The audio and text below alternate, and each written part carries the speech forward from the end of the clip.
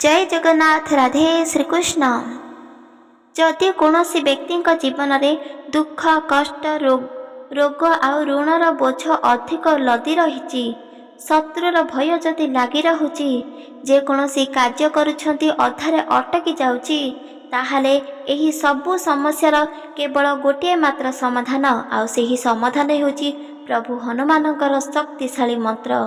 एही मंत्र को आपण निहाती भाବରେ निज कर्णरे किछि क्षण शुणी देखंतु। आपण निजे ही जानी पारिबे नहीं। धीरे धीरे करी आपण गोटे स्वप्न पूरण होई जिवो। अणदेखा करंतु नहीं एही मंत्र को निश्चित भाବରେ निज कर्णरे श्रवण करंतु।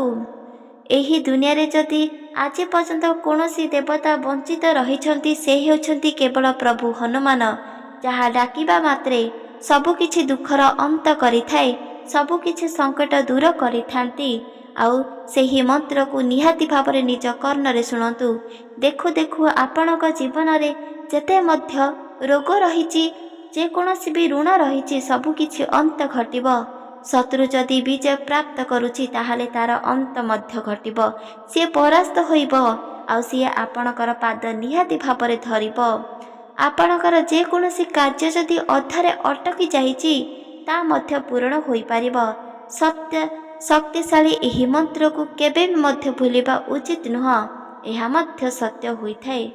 मनुष्य जीवन हेतु जेते मध्य समस्या दुख कष्ट आसीथाए, एहा भितरु गोटे मात्र समाधान रहिथाए आउ सेही समाधान हेउची एही हनुमान शक्तिशाली मंत्र।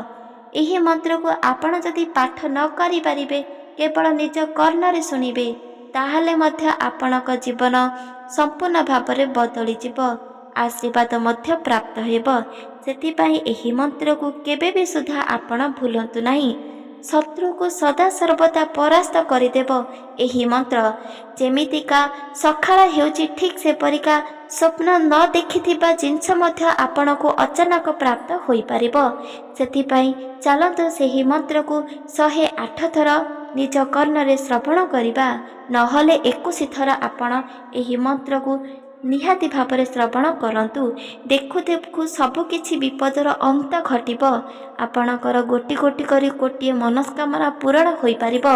एही मंत्र को आपण जदि निज घरे मोबाइल लगाई छाड़ी दियंती, ताहाले घररे थिबा वास्तु दोष मध्य दूरे जिवो। घररे जेते मध्य नकारात्मक शक्ति रहिछि ता मध्य दूरे जिवो।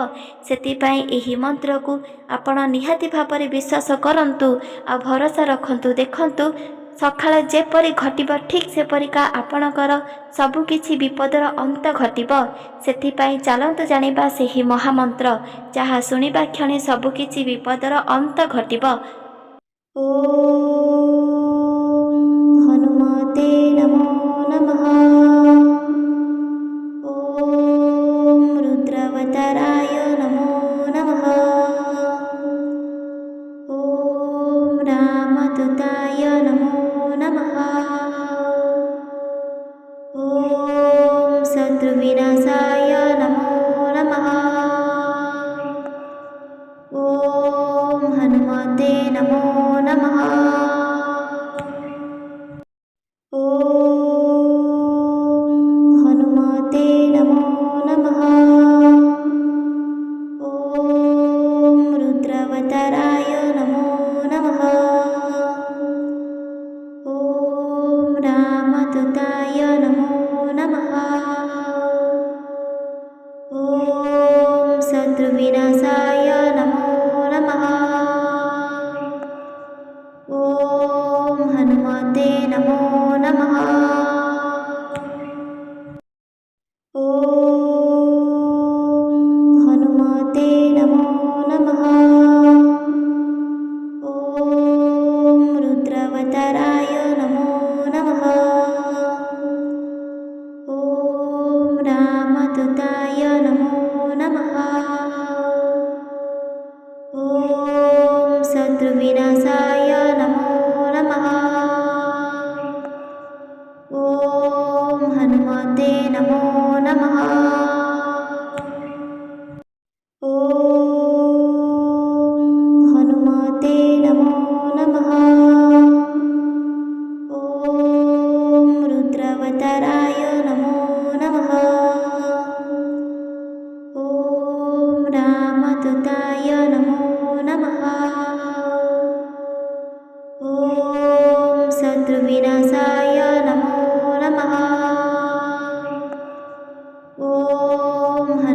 हनुमते नमो नमः। ॐ हनुमते नमो नमः। ॐ रुद्रावताराय नमो नमः। ॐ रामदूताय नमो नमः। ॐ शत्रुविनाशाय नमो नमः। ॐ हनुमते नमो नमः। ॐ हनुमते नमो नमः। ॐ रुद्रावताराय नमो नमः। ॐ रामदूताय नमो नमः। ॐ शत्रुविनाशाय नमो नमः। ॐ हनुमते नमो नमः। ॐ हनुमते नमो नमः। ॐ रुद्रावताराय नमो नमः। ॐ रामदूताय नमो नमः। ॐ शत्रुविनाशाय नमो नमः। ॐ हनुमते नमो नमः। ॐ हनुमते नमो नमः। ॐ रुद्रावताराय नमो नमः। ॐ रामदूताय नमो नमः। ॐ शत्रुविनाशाय नमो नमः। ॐ हनुमते नमो नमः। ॐ हनुमते नमो नमः। ॐ रुद्रावताराय नमो नमः।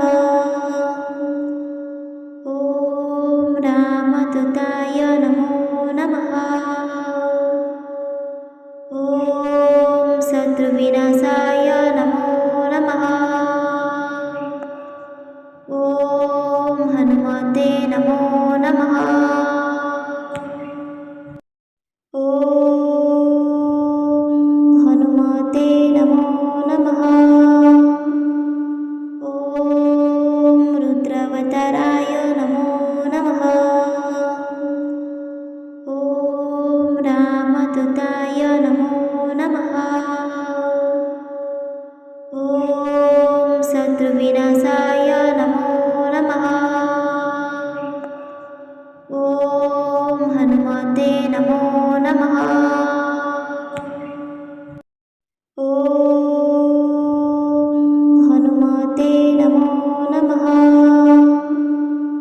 ॐ रुद्रावताराय नमो नमः। ॐ रामदूताय नमो नमः। ॐ शत्रुविनाशाय नमो नमः। ॐ हनुमते नमो नमः। ॐ हनुमते नमो नमः। ॐ रुद्रावताराय नमो नमः। ॐ रामदूताय नमो नमः।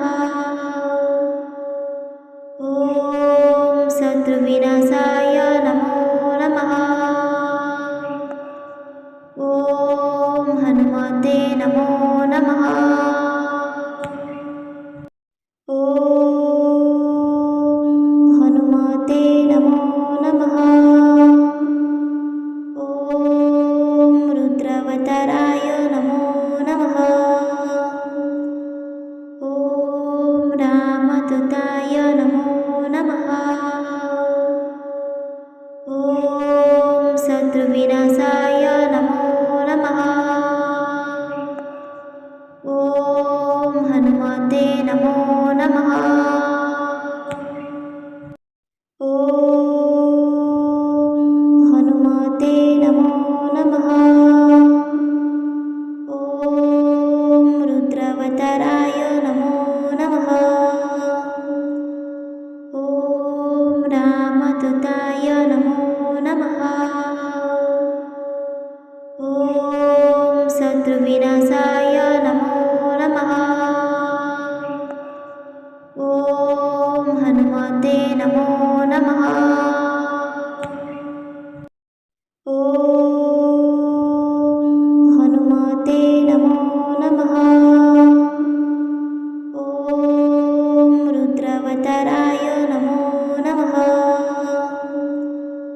ॐ रामदूताय नमो नमः। ॐ शत्रुविनाशाय नमो नमः। ॐ हनुमते नमो नमः। ॐ हनुमते नमो नमः। ॐ रुद्रावताराय नमो नमः। ॐ रामदूताय नमो नमः। ॐ शत्रुविनाशाय नमो नमः। ॐ हनुमते नमो नमः। ॐ हनुमते नमो नमः। ॐ रुद्रावताराय नमो नमः। ॐ रामदूताय नमो नमः। ॐ शत्रुविनाशाय नमो नमः। ॐ हनुमते नमो नमः। ॐ हनुमते नमो नमः। ॐ रुद्रावताराय नमो नमः। ॐ रामदूताय नमो नमः। ॐ शत्रुविनाशाय नमो नमः। ॐ हनुमते नमो